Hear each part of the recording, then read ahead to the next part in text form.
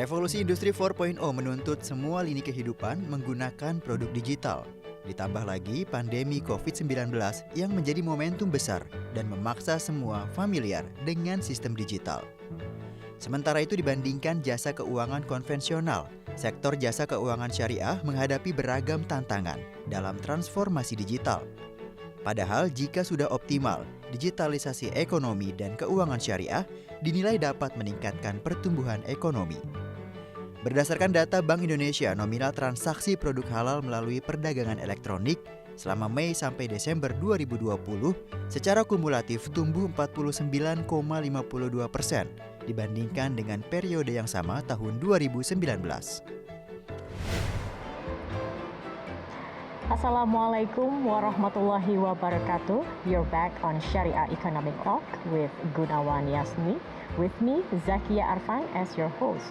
In this episode, we will discuss about digitalization of Sharia finances industry. Joining us as an expert in Sharia economy is Mr. Gunawan Yasni himself. Mas Gunawan, Assalamualaikum. Waalaikumsalam warahmatullahi wabarakatuh. And American CIO of Prince Street Capital Singapore, Mr. David Halpert. Hello, Mr. David, how are you? Very well, thank you. Yeah. Mr. David, how important is digitalization in the finance industry? So there was an announcement yesterday here in Singapore by the CEO of DBS Bank, which is the largest bank here. And he said that today he employs more engineers than he employs bankers at DBS Bank. And I think that's a very interesting statement. Okay. And if we see the rise of the fintech segment all around Asia, really, including China and India, but more specifically here in Southeast Asia, you see increasingly technology and banking are starting to converge.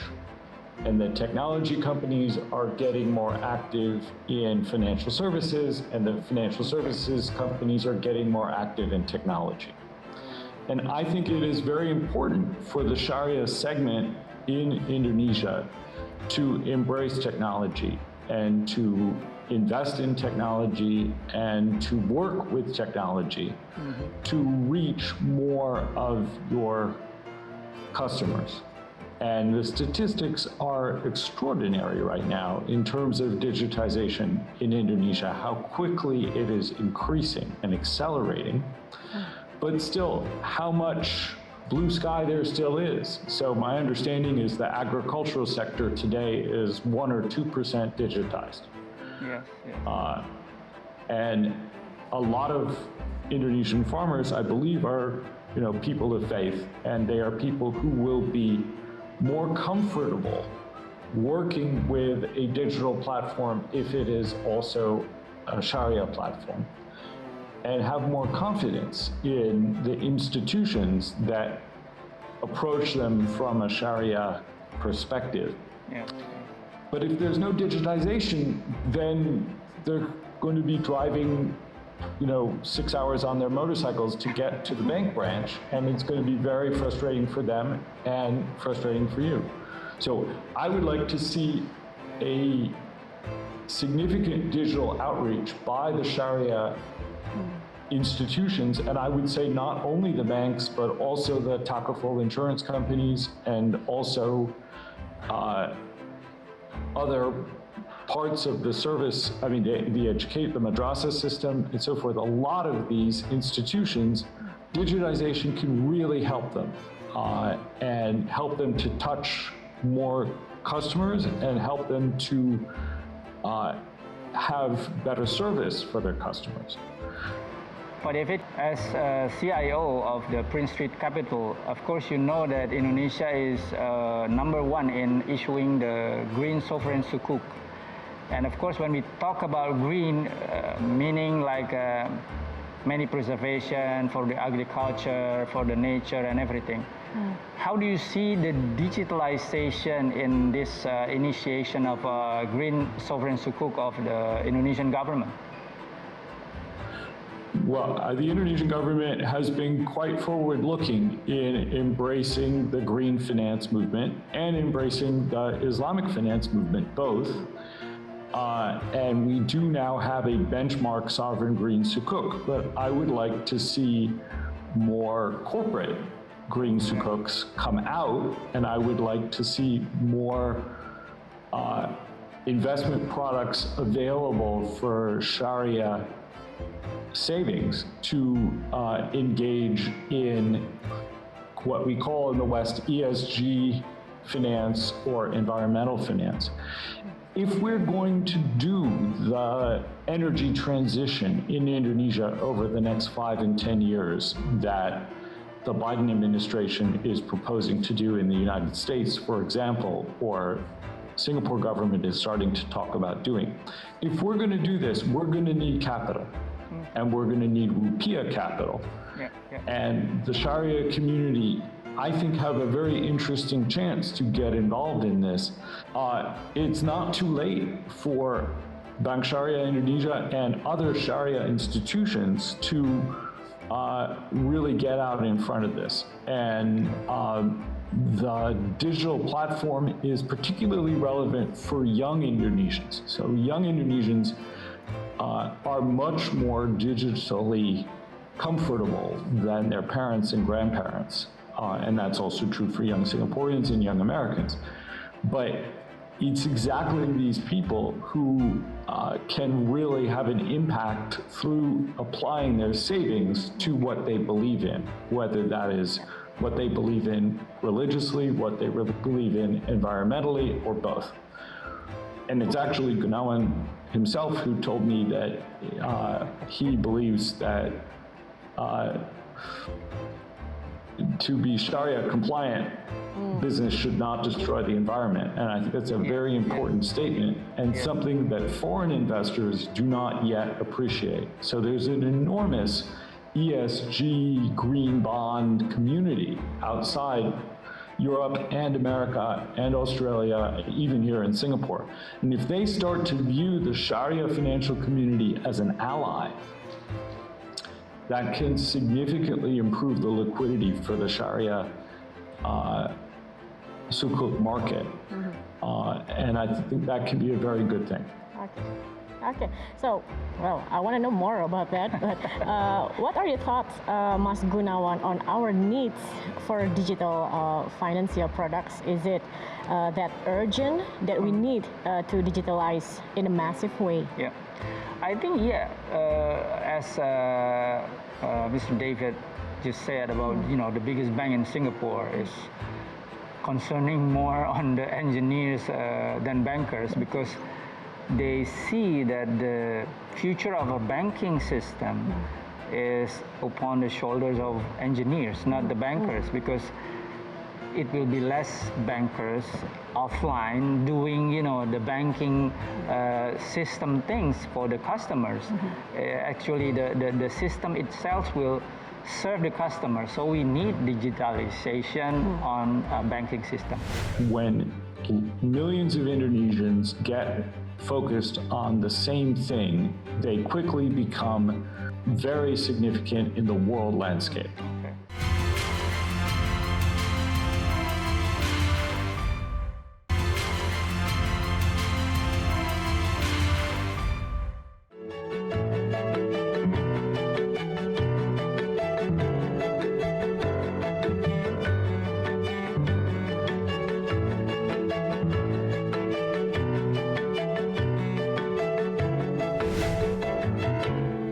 You're still on Sharia Economic Talk with Gunawan Yasni. We're still speaking with Mr. David Halford and Mas Gunawan Yasni. Mr. David, what is the potential of the Sharia finance industry in Indonesia, and how urgent is it to digitalize this industry? So the government has set a target of 10% of banking assets, as I understand it, and that I figure the Indonesian banking system is going to be pretty soon about $1 trillion US. So it's about $100 billion US or 14 trillion rupiah. However, if you look at the population of Indonesia, in fact, the Sharia-focused population is more than 10%. And so I think part of the journey is a journey of financial inclusion as well as digital inclusion. And again, I'm not saying that there won't still be bank branches and bank ATMs and bank loan officers. Of course there will be. But the digitalization movement is an accelerant for financial inclusion and an accelerant for changing the relationship between the bank and the customer. And there's very interesting work being done on this really in Jakarta already and also elsewhere around the world. But Indonesia is in fact the largest recipient of venture capital investment money now in the Islamic world. Much more capital has gone into Indonesia than to Egypt or Pakistan or even Saudi Arabia. Okay. And that suggests that Indonesia should be a leader in Sharia digital finance over time. Also, I believe for entrepreneurs and professionals who are looking for promising business opportunities, this space is still very compelling.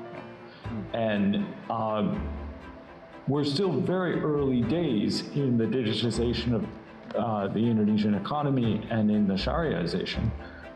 So both of these sectors should grow over the next several years. And the real challenge, in my opinion, is management. Because, of course, you know, if you're trying to move people's behavior and change their behavior, people generally tend to be conservative, except in times of crisis like COVID-19. But if you run the business well, you can generally get people to do things slightly differently from what they used to do. And Gojek is an amazing example of that. Okay. I mean, Gojek changed the daily life of millions of people for economic reasons, but the outcome was a change in how Indonesians live their daily lives.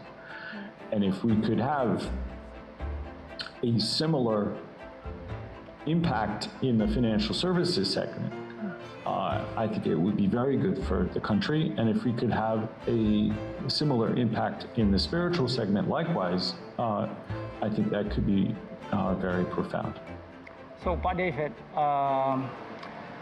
do you think that I would say a Sharia digitalization based on some spiritual things like decarbonization of financing, because we are talking about the green platform, do you think that will make Sharia economics and finance in Indonesia can be one of the center in the world because of the digitalization with spiritual things and of course the green things on it? What Gojek has proven to us is that when millions of Indonesians get focused on the same thing, they quickly become very significant in the world landscape. So I go around, I look at several different countries, as I think you know. I go to Bangladesh, I go to Egypt, I go to Turkey, and the numbers in Indonesia are just so much bigger. Yes. More customers, more companies, more martabaks, more motorcycles, and that suggests that once the Indonesian banking system gets a little bit more developed, the Indonesian Sharia banks should be quite large. And the opportunity for them is, of course, to make money, but also to improve the lives of their customers. Because still, tragically, in most kampongs, access to credit is expensive or impossible. Okay. And the credit system in Indonesia is disproportionately focused on urban populations. But over time, these people need access to the banking system to save for their retirement, to save for their Hajj, to save for their school fees, and to finance the investment in their farms or their education or their factories so that the country can move forward. All right. Yes, Very well thank said, you very Pak much, David Halbert. Mr. David, and thank you for joining us on this episode of Sharia Economic Talk with Gunawan Yasni. And we will take another break before continuing our discussion. So do stay with us on Sharia Economic Talk with Gunawan Yasni. Karena fitur bank syariah itu sangat luas, bisa saja nanti Pak Gunawan bisa jual beli mobil di mobile bankingnya bank syariah, atau bahkan juga rumah. Jadi Gitu. bank digital rasa e-commerce begitu ya? Iya, iya.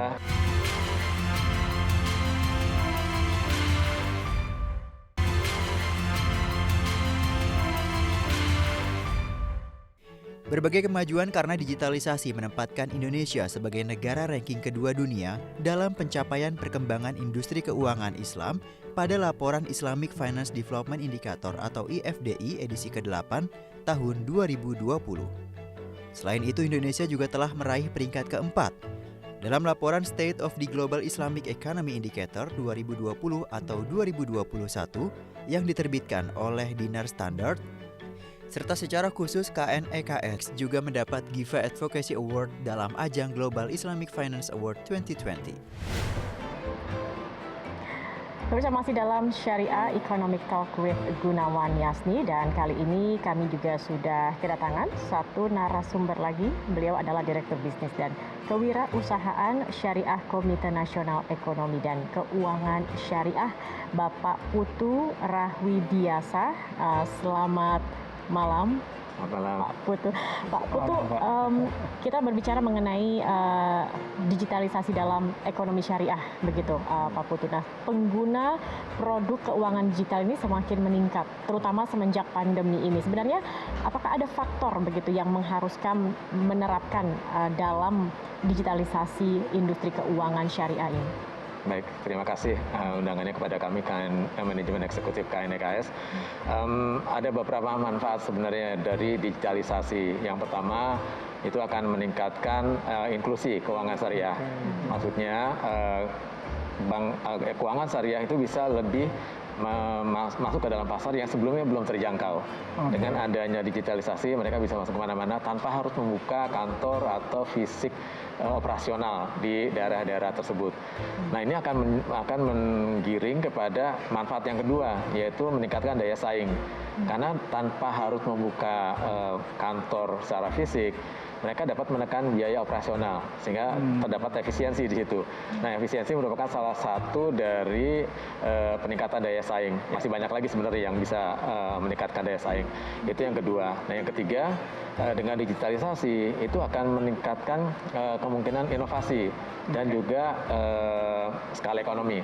Yang saya maksud misalnya gini, kalau sebelumnya belum ada produk-produk seperti beli emas misalnya. Sekarang kalau Pak Gunawan atau Ibu ada menggunakan mobile banking, itu ada di salah satu bank syariah itu ada membeli emas gitu.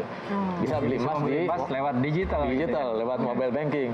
Dan mungkin kalau ke depannya karena fitur bank syariah itu sangat luas, bisa saja nanti Pak Gunawan bisa jual beli mobil di mobile bankingnya bank syariah atau bahkan juga rumah gitu. Jadi bank digital rasa e-commerce begitu ya? Iya, karena untuk bank syariah itu sangat dimungkinkan karena ada namanya akad jual beli, akad murabahah. Itulah diantara yang paling menentukan kenapa kita harus berdigitalisasi. Apalagi sekarang yang keempat ada kebutuhan dari masyarakat kan. Kebutuhan masyarakat dengan adanya ya mungkin dari segi pandemi itu memang merugikan, tapi dari sisi satu posisinya memang meningkat kebutuhan digitalisasi. Itu yang sementara dapat saya sampaikan. Tapi Pak Putu, kalau kita mengingat inklusi tadi ya, karena digitalisasi itu kan erat ya kaitannya Mbak Zakia dengan inklusi tadi. Kalau inklusi hanya di masyarakat urban sih itu insya Allah oke lah ya, karena kita semua sangat-sangat familiar dengan gadgets gitu. Tapi bagaimana dengan orang-orang yang lebih sederhana dari kita gitu di pelosok-pelosok di Indonesia? Terutama di pelosok koneksi internetnya, koneksinya internetnya itu kira-kira sampai sejauh mana diupayakan juga mungkin oleh KNEKS gitu Pak Putu. Baik, terima kasih. Kami memahami bahwa dalam pengembangan digitalisasi ada beberapa tantangan. Salah satunya adalah ketersediaan jaringan internet yang merata, termasuk juga kecepatannya gitu. Itu yang menjadi salah satu kendala yang kami pahami. Betul. Dan memang di sini ada keterkaitan dengan kolaborasi antar kementerian dan lembaga, juga banyak sekali lembaga. Nah, salah satu fungsi dari KNEKS adalah mencoba mengkolaborasikan, mensinergikan banyak pemangku kepentingan untuk bisa mengatasi kendala-kendala tersebut. Itu yang sementara dapat dilakukan. Kemudian kalau di dalam pengembangannya, kami memang menggunakan pendekatan ekosistem. Pendekatan ekosistem maksudnya gini, apabila ingin mengembangkan keuangan syariah, tidak semata-mata keuangan syariahnya yang akan kita garap, tetapi kita melihat sub ekosistem yang lain. Misalnya, katakanlah sekarang kita sudah lihat sama-sama tahu bahwa untuk keuangan syariah, khususnya bank syariah itu sudah sangat baik lah pengembangan digitalisasinya. Tetapi kalau menggunakan istilah dari ketua harian kami, bank syariah itu adalah bisnya, penumpangnya yang belum gitu. Penumpangnya itulah yang kami coba akselerasi. Real sektornya, UMKM-nya. Nah, UMKM-nya juga harus digitalisasi. Tentu bukan menggunakan digitalisasi yang kompleks ya, tetapi yang sederhana gitu. Kami sudah kerjasama dengan aplikasi penyedia aplikasi digital untuk membantu UMKM kita. Kalau sekarang pasti sudah banyak dimaklumi bahwa UMKM banyak menggunakan media sosial untuk marketing, digital marketing lah bahasa kerennya. Tapi ada yang belum dilengkapi di bagian belakang, pencatatannya. Baik pencatatan keuangannya, pencatatan bahan baku, pencatatan pinjaman, dan seterusnya. Kalau itu bisa kita fasilitasi, datanya nanti bisa di-share sebenarnya ke tempat yang lain. Bisa ditarik. Big data. Betul, jadi big data. Bisa ditarik oleh keuangan syariah misalnya. Mereka bisa lihat, oh ini UMKM ini cocok nih buat pasar saya. Atau peer-to-peer lending, bisa menarik data itu juga gitu.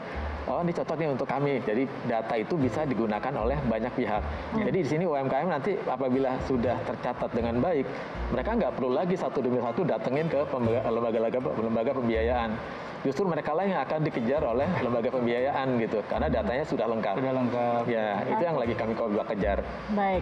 Nah, Mas Gunawan, kalau kita melihat begitu ya, meskipun digitalisasi keuangan syariah ini mulai menggeliat, tapi tampaknya masih lumayan cukup kalah begitu dengan yang konvensional dalam hal digitalisasi. Nah, kalau Mas Gunawan sendiri melihatnya apa kemudian hal yang membuat sulit sekali rasanya untuk menyaingi konvensional ini sendiri? Apakah memang karena salah satu faktornya dari mindset bahwa memang keuangan syariah ini belum terdigitalisasi begitu, Mas Gunawan, atau seperti apa?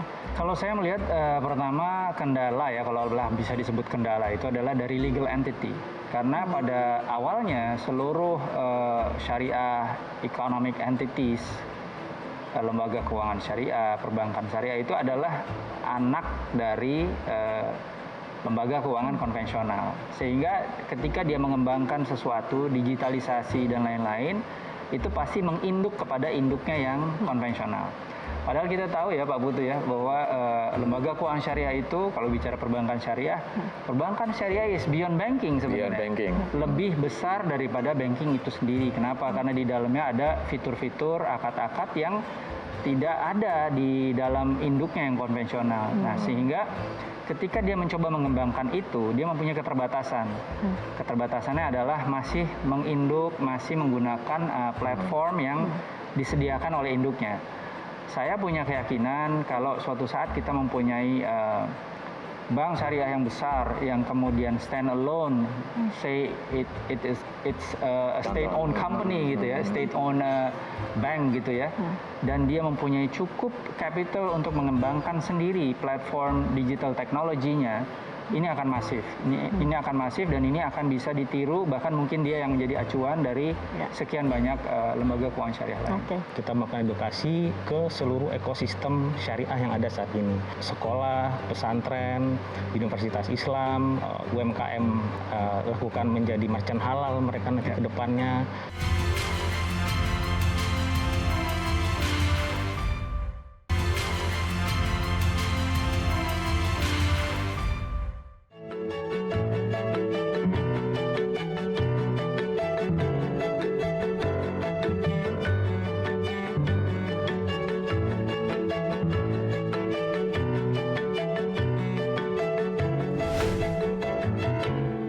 pemirsa masih bersama kami dalam Syariah Economic Talk with Gunawan Yasni, dan saat ini juga sudah bergabung bersama kami Head of Syariah Group Link Aja, Doni Fernando. Mas Doni ini luar biasa sekali ya. Link Aja ini saat ini sudah penggunanya mencapai 2,5 juta.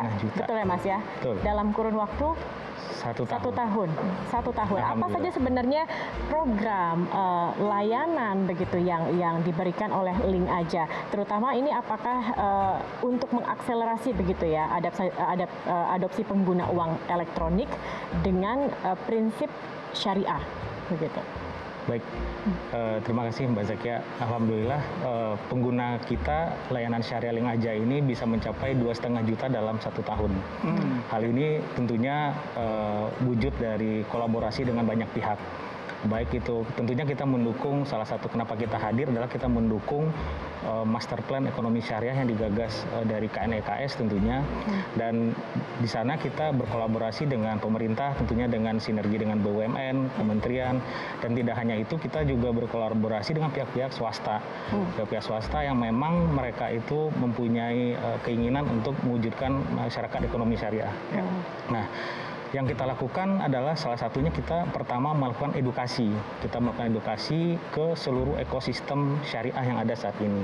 Seperti sekolah, pesantren, Universitas Islam, UMKM yang kita bisa lakukan menjadi merchant halal mereka nanti ke depannya, dan tentunya ini akan terus menambah pengguna kita.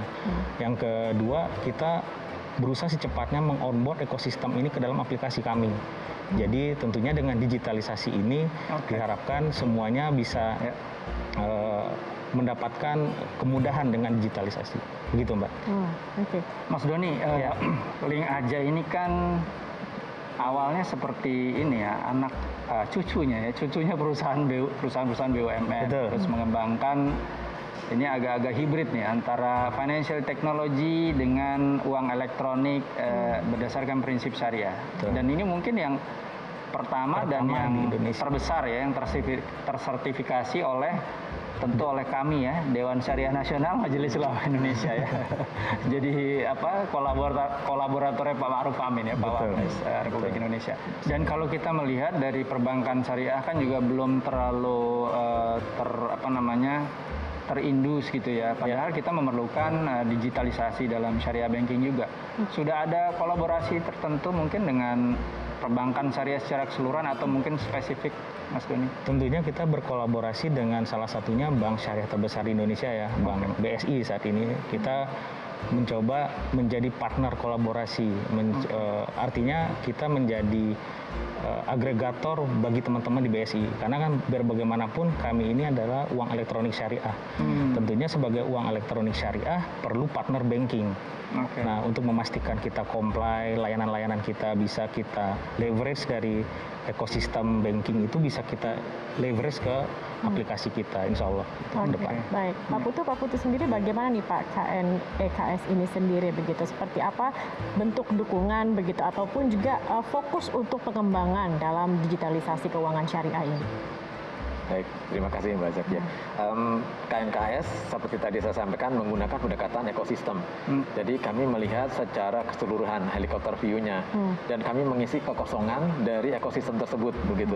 Tadi kalau dilihat bahwa saat ini mungkin kita sudah sama-sama paham untuk bank syariah, beberapa bank syariah sudah mempunyai digital yang sangat baik saat ini. Kemudian untuk melengkapinya kami melihat ekosistem yang lain tadi yang Pak Gunawan bilang, UMKM-nya, sektor real, itu yang kami kembangkan digitalisasinya. Kemudian untuk mendukung UMKM-nya juga kami bekerja sama dengan inkubator, kemudian bekerja sama dengan yang ada coaching, counselingnya, ada mentoringnya untuk UMKM. Kemudian kami bekerja sama dengan provider digitalisasi, bekerja sama dengan e-commerce yang ada punya room syariah. Kemudian kami juga tentunya pasti bekerja sama dengan BPJPH. Nah, tentunya kalau misalnya semua bisa tersertifikasi cepat, kemudian memiliki layanan digital, UMKM dan semua saling terkonek satu sama lain, akan terbentuklah ekosistem yang memang kuat, ekosistem ekonomi syariah yang kuat. Dan itu kami sedang jalankan pilot project-nya. Di mana kekosongan yang kami pahami adalah kolaborasi, sinergi real dari semua pemangku kepentingan yang ada. Nah, itu yang paling penting. Salah satu kuncinya adalah kekosongan itu terdapat di kolaborasi. Dan bicara kolaborasi nih Mbak Zakia ya. Jadi mungkin perlu kolaborasi yang lebih erat juga ya Pak Putu di industri keuangan syariah sendiri. Nggak mungkin kita bisa mengembangkan perbankan syariah, membiayai tadi UMKM tanpa adanya asuransi syariah, tanpa adanya penjaminan syariah. Jadi kolaborasinya memang harus berjamaah di dalam industri keuangan syariah sendiri, di dalam industri ekonomi sektor real, halal produk gitu kan ya, yang itu banyak diinisiasi sebenarnya oleh pihak-pihak semisal ekonomi kreatif ya. Ekonomi kreatif itu bagian lagi-lagi dari halal industri di Indonesia gitu kan. Bicara pariwisata, ekonomi kreatifnya ada di situ. Bicara apalagi misalnya logistik juga. Di situ juga ada syariahnya gitu kan di situ kan. Jadi memang harus dikembangkan secara saya melihatnya bukan lagi linear tapi sudah menjadi sebuah lingkaran begitu ya, lingkaran. Jadi sebenarnya memang saling berkaitan. Jadi ketika ini dikembangkan bukan hanya dalam satu sektor. Jadi ini sebenarnya harus berkembang secara bersamaan begitu ya. Karena memang ini saling melengkapi satu sama lain begitu ya Mas Gunawan. Baik. Dan digitalisasi itu adalah yang bisa menginterkoneksikan dari semua itu gitu kan ya. Perekat. Ya, jadi perekatnya, bensinnya juga mungkin begitu ya. Nah, iya, perekat sekaligus bensin juga. Baik. Nanti kita lanjutkan kembali perbincangan ini Pak Putu, Mas Doni dan juga Mas Gunawan. Tetapi kita harus ikuti dulu jeda pariwara berikut ini. Tetap bersama kami di Syariah Economic Talk with Gunawan ya. Sultan yang dimaksud adalah essential technology, essential power. Dalam hal ini adalah digitalisasi itu sendiri untuk bisa mengkoneksitaskan syariah industri ini.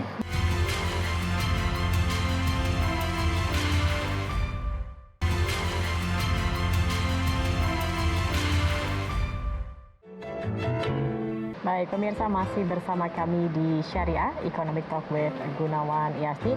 Saya ingin ke Mas Doni. Mas Doni, ini link aja bisa dikatakan penyedia layanan uang elektronik berbasis syariah pertama dan satu-satunya di Indonesia, begitu ya Mas ya? Betul. Baik, nah ini kemudian apakah dari fitur layanan, kalau dibandingkan dengan yang digital yang keuangan konvensional begitu, apakah sudah bisa memenuhi kebutuhan masyarakat secara lengkap?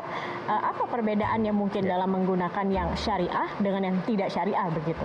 Ya, yang paling menarik adalah kita lebih lengkap dan mungkin paling bisa dibilang paling lengkap saat ini. Kenapa? Karena layanan kita ini merupakan extension dari layanan yang reguler.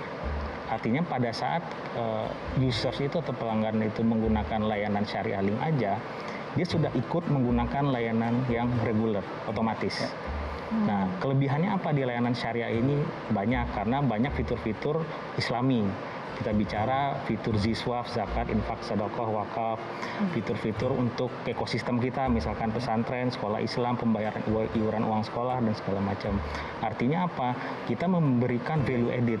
Jadi, misalkan nanti ekosistem di pesantren pengen bayar listrik, mereka bayar telepon, mereka pengen mendapatkan layanan, misalkan layanan kesehatan untuk bayar iuran BPJS, itu juga bisa dilakukan. Jadi artinya layanan ini merupakan layanan yang alhamdulillah sangat lengkap. Insya Allah bermanfaat lah buat para usernya nanti. Makanya alhamdulillah pertumbuhan kita juga cepat sekali. 2,5 juta dalam 1 tahun. Itu luar biasa, itu sangat pertumbuhan yang sangat cepat sekali begitu ya, Mas Doni. Jadi memang ternyata lebih lengkap justru dibandingkan dengan keuangan konvensional yang ada sebelumnya. Jadi kalau saya boleh tambahkan, mungkin kita tidak bicara mana yang lebih baik ya, tapi artinya bahwa dengan layanan syariah ini, semua layanan yang direguler itu, semua user syariah itu akan mendapatkannya. Kita lebih lengkap dan sangat lengkap itu insya Allah. Ya, jadi kalau di syariah ya ambil contoh lah, misalnya seperti perbankan syariah yang saya kenal dan saya sudah menggunakan gitu digital platformnya. Kalau di induknya yang konvensional mungkin kita nggak bisa membeli green sukuk, tadi kita bicara soal green sukuk itu langsung dengan just one gadget away. Tapi dengan platform yang digital dari syariah itu bisa. Nah itu adalah salah satu contoh yang Mas Doni tadi sampaikan. Syariah itu tidak harus lebih less dibandingkan yang regulernya gitu ya. Ini bahasanya halus ya, regular ya, bukan konvensional. Tapi lebih gitu. Jadi mereka bisa dikatakan dari sisi fitur tuh lebih unggul gitu. Oke. Jadi mendapatkan benefit yang banyak begitu ya dengan menggunakan ini. Baik. Nah Pak Putu, mungkin selain bersaing secara sehat dengan digital platform dan juga digital banking begitu, sebenarnya apalagi sinergitas khusus yang dibangun dengan pihak-pihak kompetitor agar saling melengkapi, jadi bukan hanya sekedar bersaing begitu Pak Putu. Ya, terima kasih. Kalau kami mengembangkan ekosistem tidak melihat dari sisi persaingan memang. Kami melihat dari sisi kolaborasi. Dari sisi kolaborasi di mana koneksi di antara satu pemangku kepentingan dengan pemangku kepentingan yang lain itu saling bisa terhubung, kemudian bisa saling mendukung. Tadi katakanlah sebagai contoh seperti yang tadi saya pengen tentang pendekatan UMKM saja, UMKM industri halal ya. Apabila mereka belum mendapatkan, katakanlah data menyebutkan bahwa dia belum pernah mendapat pelatihan, langsung sistem akan menghubungkan mereka kepada inkubator atau kepada akselerator yang bisa membantu mereka pelatihannya. Kemudian dari database, kalau kita melihat bahwa dari database tersebut, ternyata dia belum menggunakan pemasaran di e-commerce tertentu yang syariah, itu langsung akan dibantu secara sistem untuk menuju kepada e-commerce-nya tadi. Nah, kemudian juga dengan keuangan syariah. Kalau misalnya belum dapat dilayani oleh bank, dia akan bisa dihubungkan dengan peer-to-peer lending syariah. Bisa dihubungkan juga dengan nanti ke depan ada namanya securities crowdfunding nih, Pak, Pak Gunawan. Dan ini sangat menarik. UMKM nanti dapat menerbitkan saham, menerbitkan sukuk melalui securities crowdfunding. Dan sekarang memang masih dalam rangka mengajukan izin kepada otoritas. Nah itu kalau semua digabung, insya Allah kue ekonomi syariah itu besar sekali. Jadi insya Allah bukan persaingan yang ada, tetapi kolaborasi. Kolaborasi dan saling melengkapi, dan membesarkan ekosistemnya sendiri gitu. Karena peluangnya akan bisa terbagi dengan merata. Baik. Jadi kalau saya ngelihat nih Mbak Zakia ya, untuk mengembangkan digitalisasi syariah, digitalization gitu ya, mungkin kita mengacu kepada 3 gitu. Yang pertama adalah itqan itu artinya profesional. Yang kedua adalah jama'an, artinya bersama-sama, berkolaborasi tadi yang Pak Putu bilang. Dan yang terakhir itu sultan. Sultan itu bukan sultan mentang-mentang habis lebaran ya, kita pakai uang, bukan itu.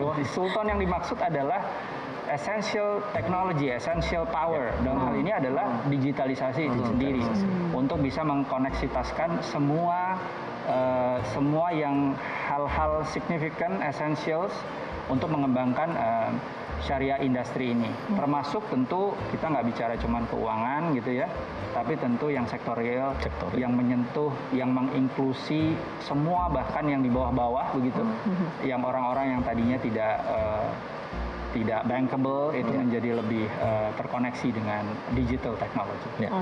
Oke, baik. Terima kasih Mas Gunawan, Pak Putu, dan juga Mas Doni sudah hadir pada hari ini. Dan pemirsa, demikianlah perbincangan kami pada episode kali ini. Semoga pembahasan hari ini dapat memberi wawasan sekaligus pembelajaran untuk memacu semangat Indonesia maju menjadi kiblat ekonomi syariah dunia di masa depan. Nantikan episode Syariah Economic Talk with Gunawan Yasni selanjutnya dengan narasumber terkemuka dari dalam dan luar negeri. Saya Zakia Arfan, mewakili teman-teman yang bertugas pamit undur diri. Sampai jumpa. Wassalamualaikum warahmatullahi wabarakatuh. Waalaikumsalam warahmatullahi wabarakatuh. Terima kasih Pak Putu. Terima kasih Mas Doni, terima kasih banyak.